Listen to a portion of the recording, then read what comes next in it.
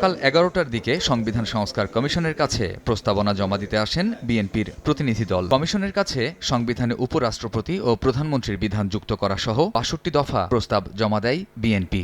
অন্যান্য প্রস্তাবগুলোর মধ্যে আছে ২ কক্ষ বিশিষ্ট সংসদ, ২ বারের বেশি প্রধানমন্ত্রী না হওয়া, গণভোট ও তত্ত্বাবধায়ক সরকার ব্যবস্থার প্রবর্তন। এছাড়াও বিচার বিভাগের স্বাধীনতার কথাও আছে প্রস্তাবনায়। বিএনপির পক্ষ থেকে সংবিধান সংস্কার বিষয়ে সালাউদ্দিন আহমেদ বলেন, ক্ষমতার ভারসাম্য আনার জন্যই এসব প্রস্তাবনা তাদের।